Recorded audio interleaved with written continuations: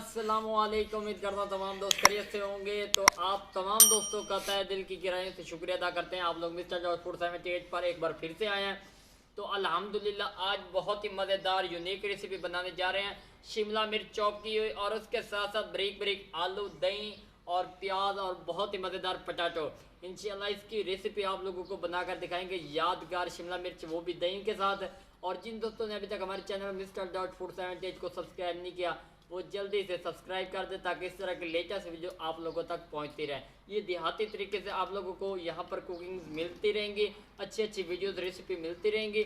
ये देखिए, ये हमारी किचन है खूबसूरत सी, और आग हमने जला दिया लकड़ियों के ऊपर, और इंशाल्लाह कांटों वाली आग के ज़रिए से हम लोग सालन बनाएंगे। चलते हैं अगले स्टेप की तरफ। हमने एक बर्तन लिया, इसके अंदर हमने घी ऐड कर दिया। घी हमारा गर्म होने लग गया है, और कांटों के ऊपर हम लोग ये तैयार करेंगे जिन्हों कंडे कहते हो देहाती तरीके से। उर्दू पंजाबी मिक्स तुहानू बोल के दिखावांगे, इंशाल्लाह तुहानू मज़ा आएगा। घिओ साडा गर्म हो चुका है, ये ਅਸੀਂ ਹੁਣ प्याज पावांगे। बिस्मिल्लाहिर्रहमानिर्रहीम।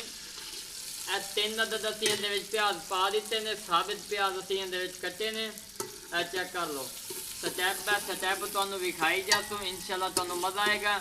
ਇਹਨਾਂ ਨੂੰ ਅਸੀਂ ਬਰਾਊਨ ਕਰ ਲੈਣੇ ਆ, ਬੋਨੀ ਸ਼ੋਨੀ ਲਾ ਕੇ फिर ਤੁਹਾਨੂੰ ਅਸੀਂ ਇਹਦੀ ਸ਼ਕਲ ਵਿਖਾਈਨੇ ਆ। माशाअल्लाह जी, आ चेक कर लो, असी घर च निम लाई हुई है। इस निम की खूबसूरती बड़ी है पे अक्सर हवावां की लोड़ पै जाए तो इनका इस्तेमाल जरूर करें, और बहुत ही खूबसूरत इहदे लुक भी आएगी। ते नाल नाल तुहानू विखाई जासो कुकिंग। माशाअल्लाह जी, आ चेक कर लो, प्याज साडे काफ़ी हद तक ब्राउन हो चुके हैं, थोड़े बहुत रह गए हैं। उहदे विच असी एक टमाटर ही पा देने। बिस्मिल्लाहिर्रहमानिर्रहीम। ये टमाटर इहदे विच मिक्स कर देने आप, ताकि ये भी इहदे विच अच्छी जी बोनी लैके आ जाए। असी तुहानू एक अहम पॉइंट दस दें, शिमला मिर्च ते आलू दे विच दही का इस्तेमाल असी कर रहे हैं, लसन अदरक का नहीं कर रहे। तो इस बार उन्होंने तुसा कोशिश करें दही का इस्तेमाल करके एक उनका भी मुनफरिद टेस्ट लव्या, तुहानू इंशाल्लाह मज़ा आएगा। इन्हों की बोनी लेने फिर तुहानू भी खाने। माशाअल्लाह सुभान अल्लाह जी, बोनी लग चुकी है, बहुत ही खूबसूरत। हुण असीं इहदे विच मिसाले पैंदे पए हैं, नाल नाल तुहानू गाइड कीती जासो, इंशाल्लाह मुकम्मल रहनुमाई देवांगे। अद्धा चम्मच इहदे विच गरम मसाले का पाउडर जाएगा। उस तो बाद अद्धा चम्मच असीं इहदे विच हल्दी का पाउडर ऐड करांगे। तुसीं हसबे ज़रूरत इस्तेमाल कर सकते, जितनी तुहाडी ज़रूरत हो तुसीं उन्नी यूज़ करनी है पे। उस तो बाद लाल मिर्च का पाउडर ऐड करांगे अद्धा चम्मच। तेज़ वाली मिर्चा यूज़ कर सकते वे, बाजार वाली यूज़ कर सकते वे। उस तो बाद असीं इहदे नमक ऐड करांगे 1 चम्मच। आ चेक कर लो। उस तो बाद खुश्क धनिया का पाउडर जाएगा 1 चम्मच। ते अखीर से असीं इहदे विच कौरमे का मसाला ऐड करांगे। शिमला मिर्च एक बेहतरीन टेस्ट आएगा। इन्हों असी अच्छी तरह मिक्स कर देने। आ चेक कर लो, थोड़ी जी इन्हों की बोनी लवा लें। उस तो बाद असी इहदे विच दही ऐड करेंगे।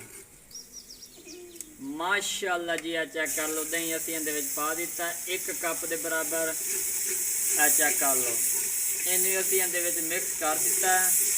आ वेखो, इहदी भी बोनी ला लेंगे। उस तो बाद मजीद तुहानू असीं इहदी असल लुक भी खावांगे। माशाअल्लाह जी, आ चेक कर लो, बोनी लग चुकी है। आलू पैंदे पे। बिस्मिल्लाहिर्रहमानिर्रहीम। आलूआं नू मिक्स कर लेने। आ चेक करो जी, तुसां यकदम विच दोनों सब्जियां नहीं पावणियां, वक्फे नाल पाणियां। हुण असीं इहदे विच शिमला मिर्च चॉप कीती हुई, ये अद्धा किलो असीं इहदे विच मिर्चां ऐड कीतियां ने। तो खूबसूरती कारण असीं इन्हां नूं बरीक बरीक कीता। तुसीं भी चाहो तो वड्डे पीस भी बना सकते हो, छोटे भी कर सकते हो, लेकिन सानू छोटे पीस अच्छे लगे ना, असीं छोटे कर दिते ने।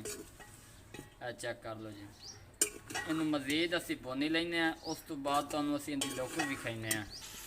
माशाअल्लाह जी, अल्हम्दुलिल्लाह। चेक कर लो, भुनी इनू बड़ी सोहनी जी लग चुकी है।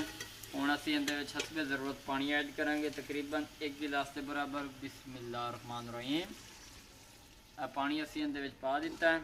तुसीं जिन्ना मर्जी चाहो यूज़ कर सकते हो, असीं ज़रूरत के मुताबिक इहदे च ऐड कीता। चेक कर लो, ये देहाती तरीके नाल तुहानू देसी पकवान तैयार करके देंदे पे हैं। इंशाल्लाह तुहानू मज़ा आएगा। हुण असीं इहदी बिल्कुल पकाई करांगे, उस तो बाद तुहानू असीं इहदी लुक विखावांगे। जैसा कि तुसीं जाणदे हो ये देहाती तरीके ने, देहाती वाला माहौल है पिया। देहातां दे विच अक्सर घरां दे विच करदियां ने औरतां बच्चे बड़े, जो भी शौक के तौर पर ये चीज़ां तैयार करते हैं। लिहाजा सानू इस तरह के शौक है कि इंशाल्लाह तुहानू अच्छे तो अच्छे पकवान, अच्छी तो अच्छी चीज़ां बना के दिखावांगे। चैनल को सपोर्ट करना तुहाडा काम है और साडा काम है तुहानू अच्छी तो अच्छी चीज़ मुहैया करना। इंशाल्लाह इन्हां दी पकाई करांगे, तुहानू विखावांगे।